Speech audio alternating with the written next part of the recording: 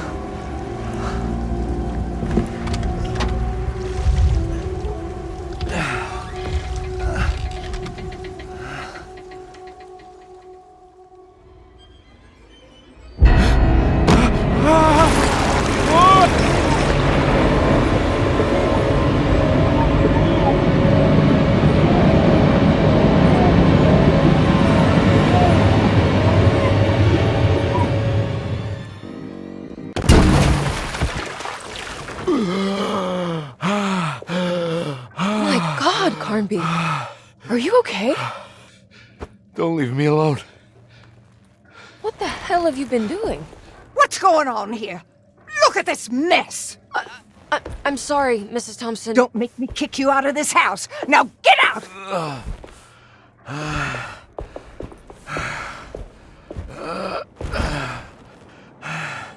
Hey, Detective. Mr. Carnby. I'm really worried about you. I'm okay. I just need to catch my breath for a moment. This place? There are some very disturbed figures around here. And I don't think it's just the patients. I've been reading some things about how Derceto has a deranging effect on people.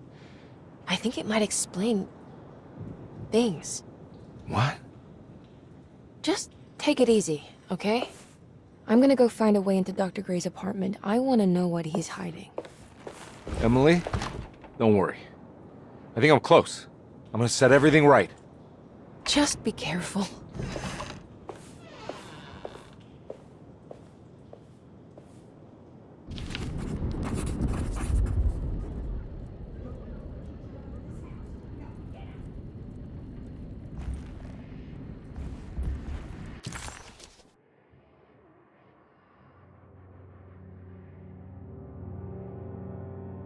Carnby had run their car off the bridge.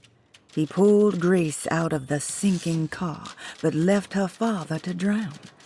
He could have saved him. There was time. He just chose not to. Instead, he took Grace back to New Orleans and collected his paycheck.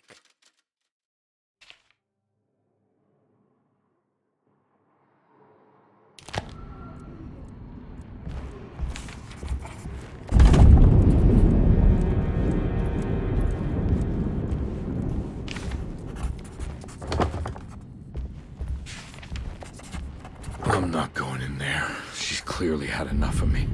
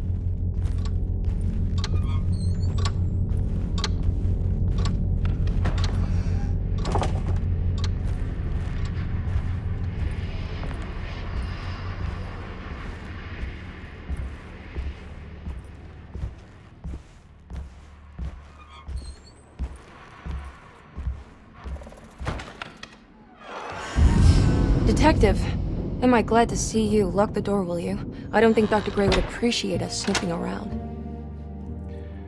What's going on here? This feels so strange.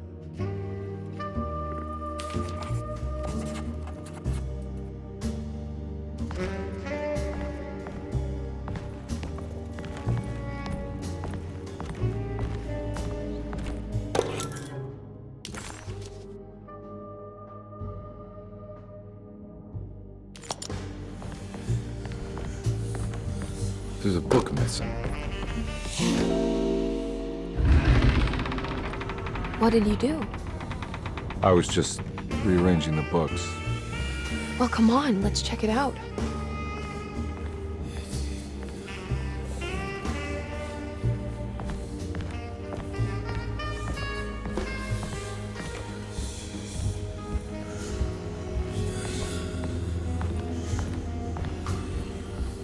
I think I'm beginning to understand. Dr. Gray is dealing with some kind of mass delusion.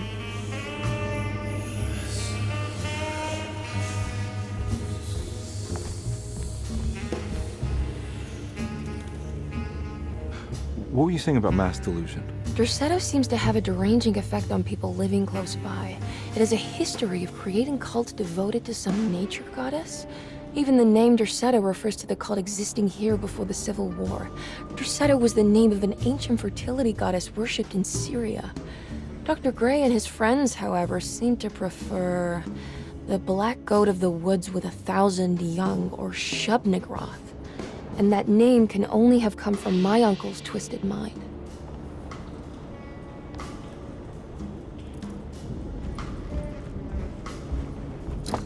That mark on the floor. Good to finally meet you, Mr. Hartwood. I'm here on the behalf of your brother Philip. You were expecting me, weren't you? Yes. You're from Derceto, no? That's right. I just wanted to ask you a few questions to see if there is anything I can do to help you and your family. Okay. I understand you're full of imagination. You make up a lot of things. I suppose. And you obsess over them, blurring reality and fiction. Sometimes. Do you want to tell me about the Dark Man? No, I don't.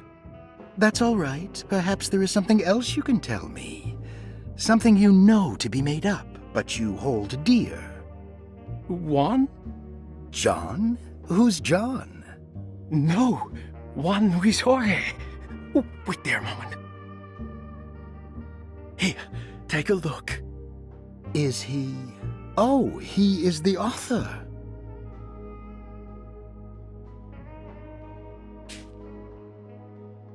It's a magnificent book. Life-changing even. The real Juan is long dead, but I like to think of him as my friend. My most beloved friend. I see. Do you often do this? Fantasize about people you read about? No. Well, there is Jacob. Who is Jacob? Turn to the last page.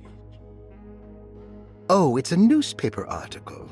The Prisoner of Ice, Jacob van Ostad. Is he also your beloved friend? Oh, no, Doctor. Not at all. He is the fire that fights fire.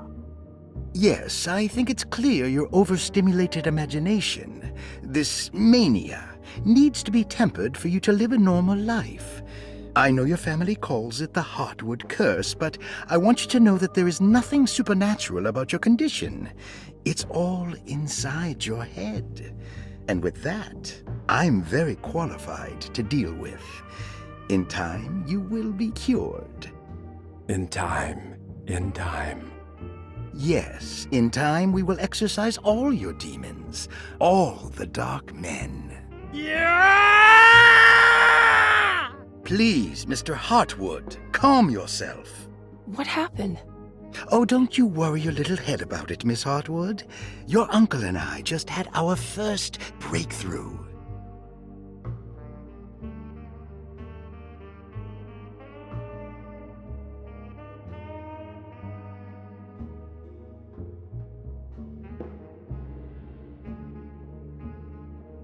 The talisman positions, but from which direction should I look at it?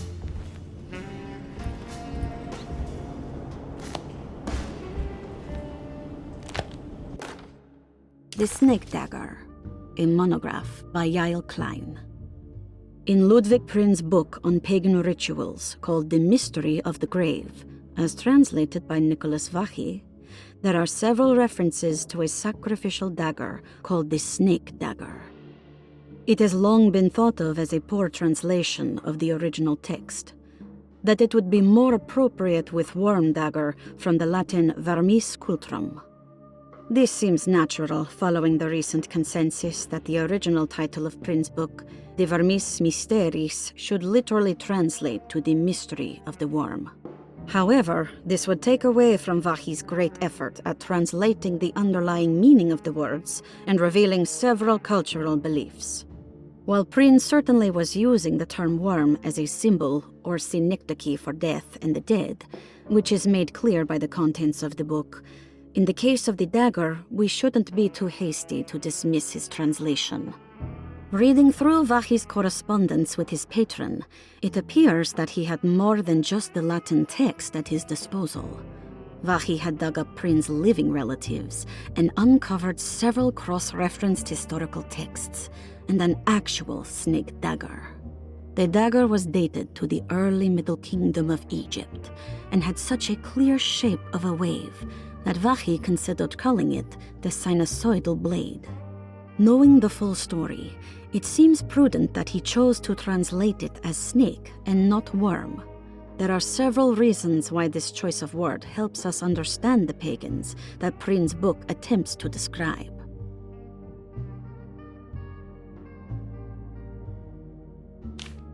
The symbolic value of the shape becomes more apparent when reading about the use for the dagger.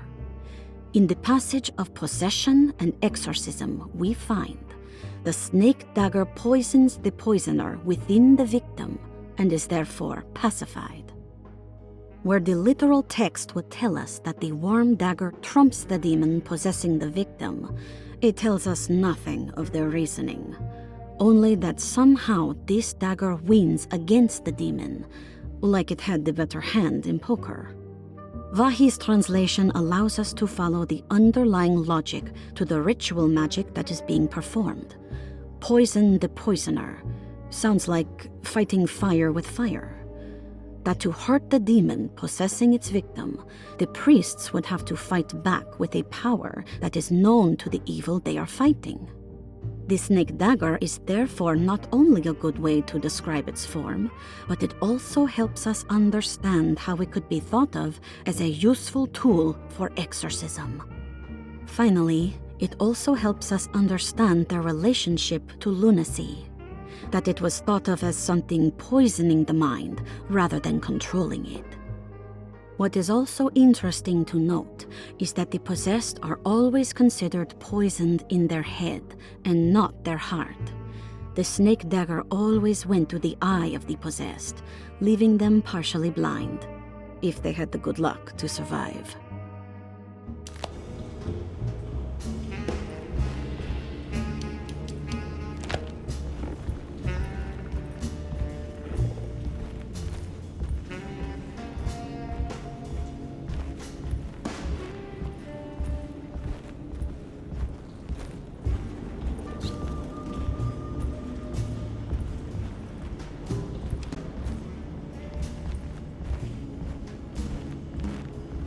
You think all of them are in this cult business?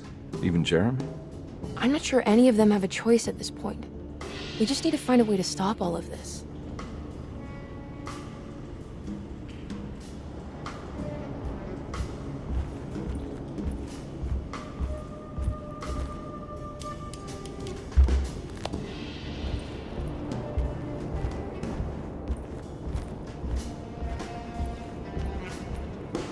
I've been so busy trying to free your uncle from the promise he made to the Dark Man. I guess I kind of just let everything else go. Don't worry, Detective. I feel like we're close. I'm sure Jeremy will turn up. If he is part of the cult, he wouldn't want to miss the Feast of St. John. I just need enough information to make him see the truth. I hope you're right, but I doubt he'll show up. Not as long as the Dark Man's got him hiding.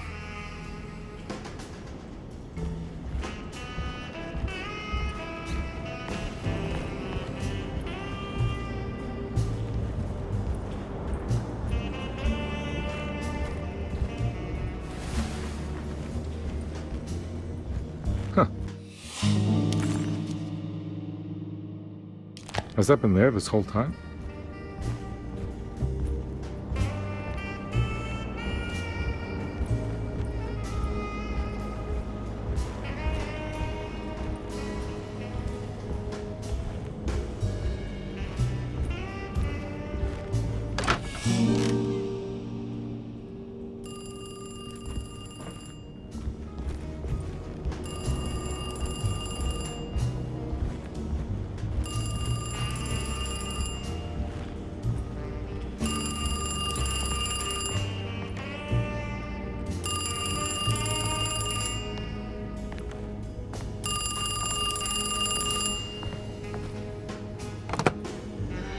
Hello? Detective Carnby? Who is this? Jeremy? Jeremy is with the Dark Man. You can't save him. Well, I've done everything he wanted so far, and there's just one more thing on the list. I expect him to keep his promise and return Jeremy unharmed. Get out, Detective, while you still can.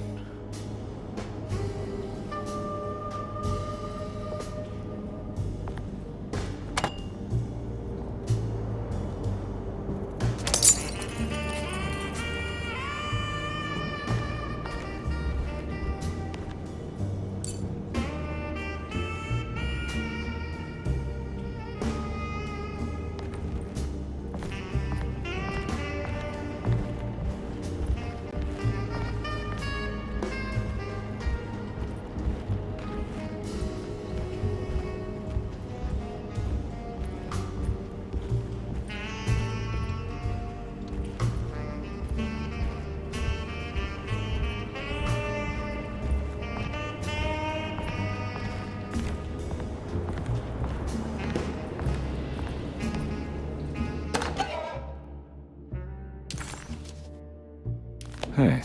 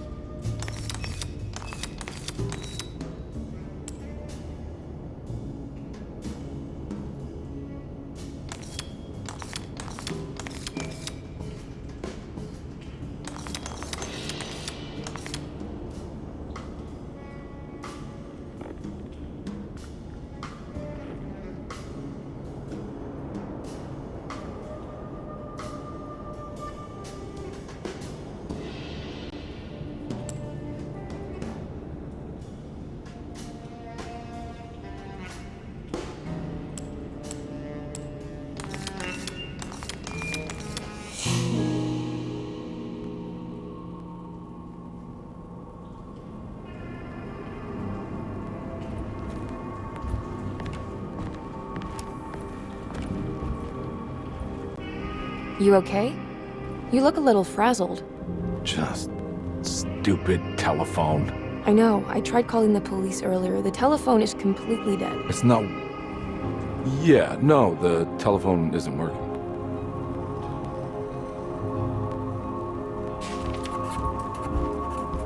Miss Hartwood, I think you're gonna want to see this. Is there something in the closet? Yeah, there is. You don't see the very obvious gate leading to whatever Jeremy's madness is serving up next? I don't understand. Are you making some kind of fashion metaphor? I'm sorry, I don't have time for this. Can you just tell me what you're doing? You don't see this. It's fine. It's fine. Catch you later. Are you going inside the closet? Yeah. You got a problem with that? No. Do what you think is right, Detective. Sorry, I didn't mean to. Goodbye, Miss Hartwood.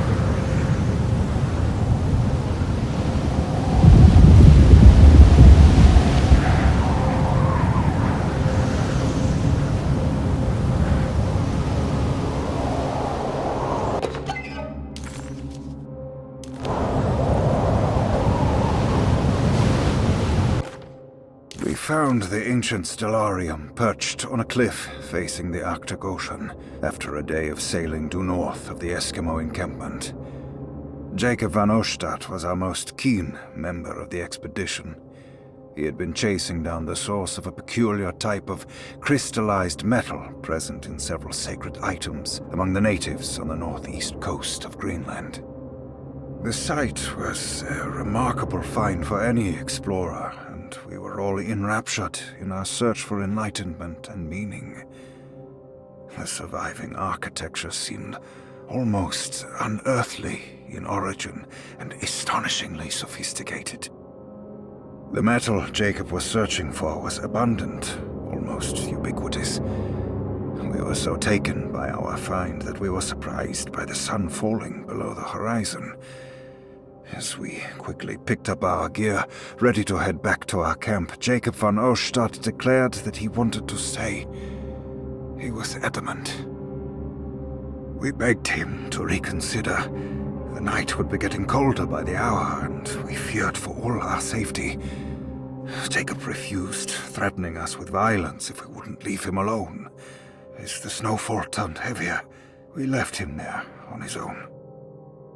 The next day, the weather became worse, and we had to spend hours enforcing our shelter as our tents became increasingly useless. The group had written off Jacob, thinking he must be dead. I had an urge to make one final attempt to save him, so I headed out as darkness fell with a handful of flares and headed toward the coast and up the climb towards the Stellarium. That's when I saw him, transfixed by a burning sky, that celestial lantern. Jacob keeled over and let out a painful shriek that struck me with such fear and pity. He was crying in agony, for the cold weather had ravaged his flesh. I called out to him, and he turned to face me. His vacant stare held me in place like a needle through a butterfly. And he said, "You must leave now, Heshtan. Go, and never come back." And so I left.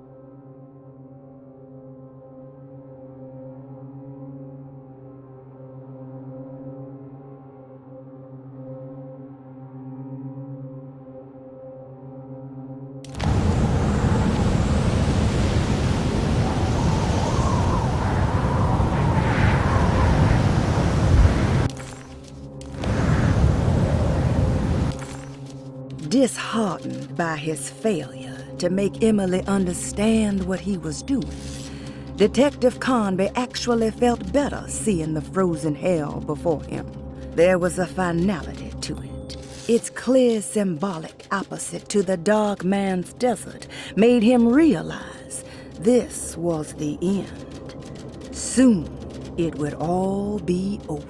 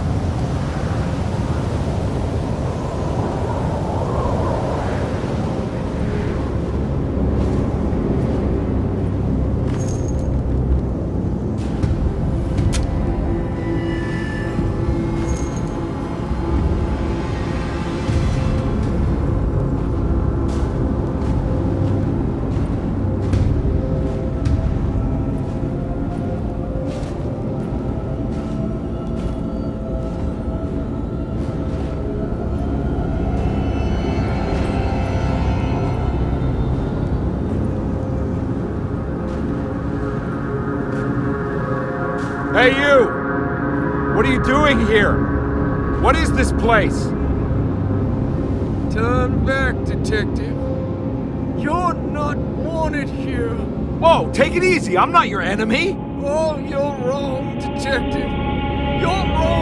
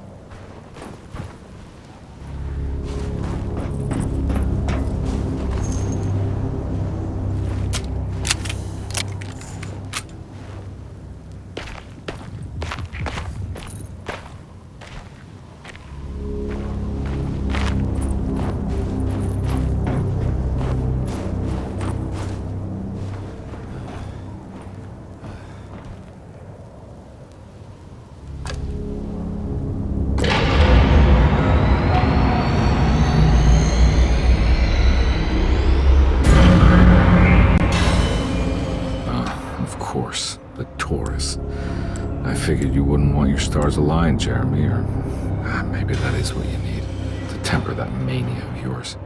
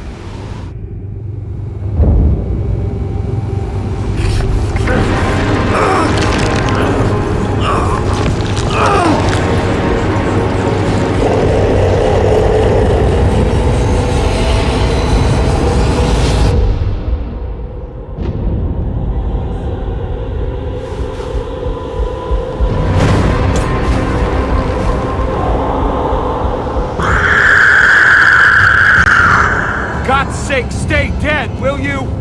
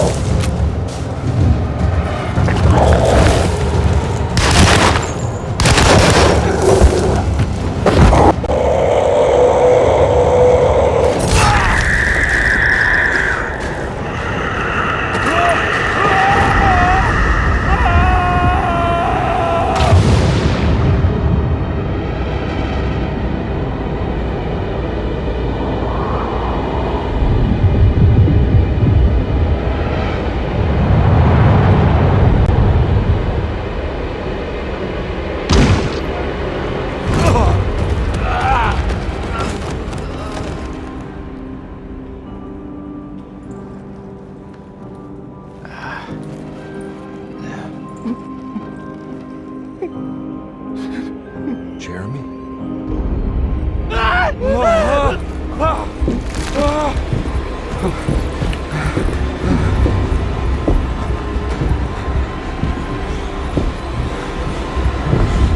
did everything!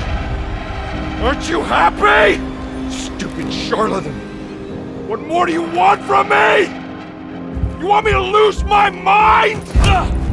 Oh, my lord! Doctor! Baptiste! Quick! Jesus. What were you thinking, compadre?